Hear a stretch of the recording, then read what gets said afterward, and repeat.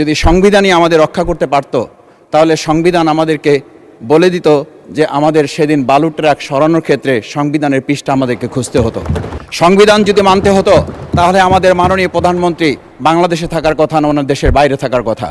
সংবিধান মানতে হলে বর্তমান স্বরাষ্ট্রমন্ত্রীর এখন দেশের বাইরে থাকার কথা ছিল। আপনারা যেমন 51% সমর্থন নিয়েছেন, 70% প্রায় জনগণ কিন্তু গণবিপ্লবের গণভোটের পক্ষে তারা রায় দিয়েছে। আপনাদের চেয়ে সেই 51%-এর তুলনায় সেই 70% প্রায় গণভোটকে যদি আপনারা ইগনোর করেন, তাহলে আমি বলবো আমার বাউফল, আমার পটুয়াখালী শুধু নয়, গোটা বাংলাদেশ আবার জেগে উঠে গণভোটকে তারা কার্যকর করতে। মরহুমা বেগম খালেদা জিয়া নিজে বলেছিল, আমরা সুযোগ পেলে এই সংবিধানকে আমরা ছুঁড়ে ফেলে দেব। সেই সংবিধানের প্রতি আজকে বর্তমান সরকারি দলের কেন এত প্রেম জাগ্রত হয়েছে, এটা বাংলাদেশের মানুষের জানার অধিকার আছে। আমি মনে করি গণভোটের বিরোধিতা করার অর্থ হচ্ছে আমরা আয়নাঘরকে সমর্থন করতে চাই। গণভোটের বিরোধিতা করা মানে হচ্ছে 70% মানুষকে আমরা অন্যায্যভাবে তাদেরকে আবার ধিক্কার জানাতে চাই। পটুয়াখালী 2 আসন থেকে নির্বাচিত মাননীয় সংসদ সদস্য জনাব ডক্টর মোহাম্মদ শফিকুল ইসলাম। আসসালামু আলাইকুম। মাননীয় স্পিকার, আপনাকে ধন্যবাদ।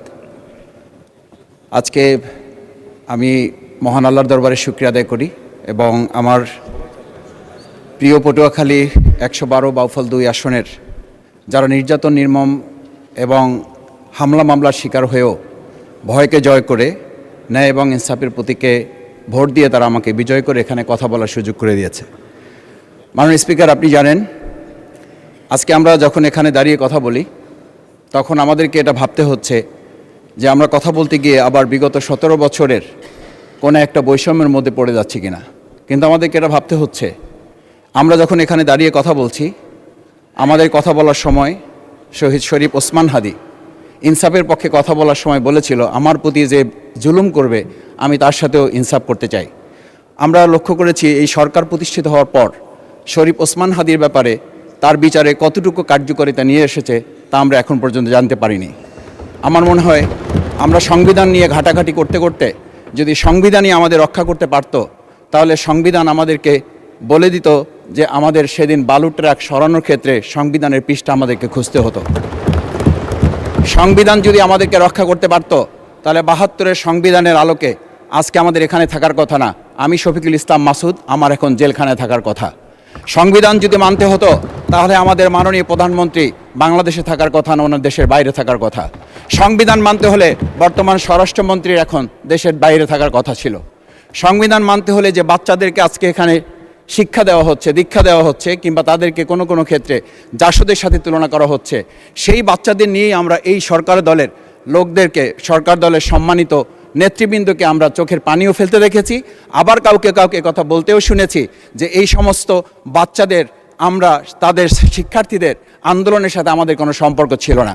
আমরা খুব লজ্জিত হই মাননীয় স্পিকার, আমাদের এই বর্তমান সময়ে আমরা যদি এটা খেয়াল করি যে আমাদের বাংলাদেশের এই বর্তমান প্রেক্ষাপটটা নতুন করে এখন যে গণভোটের যে আজকে ন্যায্যতা অন্যায্যতা, সাংবিধানিক পৃষ্ঠা, লাইন, অক্ষর, দাড়িকমা আমাদেরকে শেখানোর চেষ্টা করা হচ্ছে, যদি সেটা হতো তাহলে বাংলাদেশ জাতীয়তাবাদী দলের সম্মানিত মহাসচিব তিনি কয়েক হাজার পুলিশের বেষ্টনীর মাঝখানে একা একটা মোবাইল নিয়ে তাকে আমরা দাঁড়িয়ে থাকতে দেখেছি, তখন সংবিধান আমাদেরকে রক্ষা করতে পারে নাই। মাননীয় স্পিকার, আমি 350 মামলা নিয়ে 7 মাসের ব্যবধানে, আপনিও আমার 2-1টা মামলাতে আপনি আমাকে সহযোগিতা করেছেন, সেটা এই সুযোগে ধন্যবাদ জানাতে চাই। আমার 350 মামলা জামিন করতে 7 মাস সময় লেগেছে, আমার বের হতে সময় লেগেছে 4.5 বছর। আমি সেই 4.5 বছরে 3 বার রিয়ারেস্ট হয়ে 2 বার গুম হয়েছি। আমি তখন ডিজিএফআই, এনএসআই, ডিবিএসবির কাছে জানতে চেয়েছিলাম, আমার সামনে দিয়ে বড় বড় নেতারা বের হয়ে যাচ্ছে, আমার অপরাধটা কি? তখন বলেছিল তারা হুমকি না, হুমকি হচ্ছেন আপনারা। আমাদেরকে যখন শেখ হাসিনার শেষ সরকার নিষিদ্ধ করেছিল, তখন তারা 14 দল মিটিং করে বলেছিল এই জামাত শিবিরই হচ্ছে সবচেয়ে বড় সমস্যা, তাদেরকে নিষিদ্ধ করলে এই আন্দোলন থেমে যাবে। আজ একটা কথা পরিষ্কার বলতে চাই, এই গণভোট নিয়ে আমাদের মাথা ব্যথার মূল কারণ হচ্ছে এখানেই। শেখ হাসিনা আমাদেরকে যথার্থ টার্গেটটা করেছিল, সেই টার্গেটের মূল লক্ষ্য ছিলাম আমরা। আমাদেরকে বলা হয়েছিল একটা গুলি করলে একটা সরে বাকিগুলো লড়ে না, সেই লড়ে না লোকগুলো ছিলাম আমরা মাননীয় স্পিকার, যার কারণে আমাদেরকে তারা ভয় পায়। আমরা এখন বর্তমান সময় ভিডিও দেখতে পাই যেই শেখ হাসিনা বাইরে থেকে বলেছিল আমরা এই দলকে ভোট দিতে বললাম আর সেই দল আমাদের সাথে আবার বিশ্বাসঘাতকতা করেছে। আমরা সেই শেখ হাসিনার বক্তব্য শোনার পর আমরা কাউকে আজকে এখানে বলতে শুনে নাই শেখ হাসিনার ওই বক্তব্য সঠিক নয়।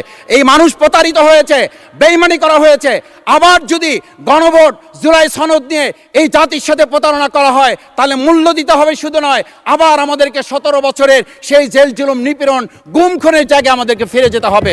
আমি মনে করি পরিষ্কার বক্তব্য, গণভোটের প্রতি সমর্থন না জানিয়ে জুলাই সনদকে যদি আজকে ইগনোর করা হয় তাহলে আমাদেরকে কিন্তু আবার সেই গুম খুনের আয়নাঘরের দিকে আমাদেরকে ধাবিত করা হবে। আমি মনে করি গণভোটের বিরোধিতা করার অর্থ হচ্ছে আমরা আয়নাঘরকে সমর্থন করতে চাই। গণভোটের বিরোধিতা করা মানে হচ্ছে 70% মানুষকে আমরা অন্যায্যভাবে তাদেরকে আবার ধিক্কার জানাতে চাই। আমি এখানে স্পষ্ট বলতে চাই, আপনারা যেমন 51% সমর্থন নিয়েছেন, 70% প্রায় জনগণ কিন্তু গণভোটের পক্ষে তারা রায় দিয়েছে। আপনাদের চেয়ে সেই 51%-এর তুলনায় সেই 70% প্রায় গণভোটকে যদি আপনারা ইগনোর করেন তাহলে আমি বলবো আমার বাউফল, আমার পটুয়াখালী শুধু নয় গোটা বাংলাদেশ আবার জেগে উঠে এই গণভোটকে তারা কার্যকর করতে। ধন্যবাদ, আপনি 1 মিনিট পেয়েছেন। স্পিকার, আমি পরিষ্কার এইটার কথাটা এই জন্য বলছি, আজকে সংবিধানের লাইন ধরে ধরে যদি আমাদেরকে এই কথা জানতে হতো তাহলে আমাদের নেতৃবৃন্দকে ফাঁসির মঞ্চে যেতে হতো না। আমার মতো ছোট মানুষের কাছে সে সময় ডিজিএফআর কাছে প্রস্তাব এসেছিল, আপনারা কি চান, মন্ত্রিত্ব চান, দেশ পরিচালনা চান, সব কিছু দেওয়া হবে, শুধু শেখ হাসিনার নীতিতে আপনারা আসেন। সেই নীতি তো ছিল 72-এর সংবিধান, সেই নীতি নিয়ে আজকে কেন এখানে এত কথা বলা হচ্ছে?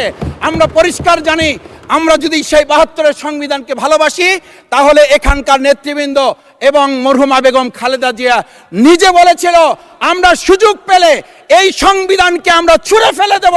সেই সংবিধানের প্রতি আজকে বর্তমান সরকারি দলের কেন এত প্রেম জাগ্রত হয়েছে এটা বাংলাদেশের মানুষের জানার অধিকার আছে। আমি আমার প্রিয় বাউফলের মানুষের প্রতি ভালোবাসা শ্রদ্ধা জানাই, যেই বাউফলবাসী আমার দাবি আদায়ের জন্য, আমার এলাকার মানুষের অধিকার আদায়ের জন্য এখানে দিয়েছে, আমি সেই অধিকার। ধন্যবাদ মাননীয় সদস্য।